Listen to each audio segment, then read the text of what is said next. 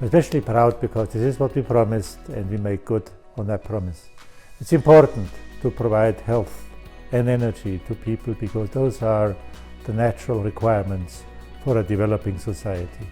And especially health has never been that important as it is today with the COVID-19 all across the world.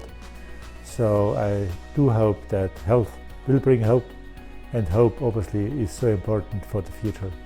With that, again, thank you for the cooperation, and we stay close and develop the people in Iraq together.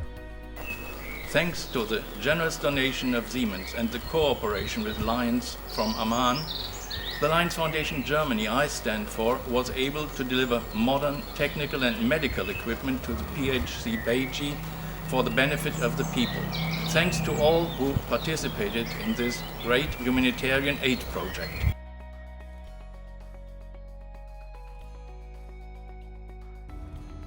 The Beiji Health Clinic is an important part of our commitment to the people of Iraq. We are pleased to be working with the Ministry of Health to ensure that this clinic is returned to the community. The priority for me is to be part of the rebuilding process of the country in which I was born. And I believe that Siemens has the wherewithal to make that possible.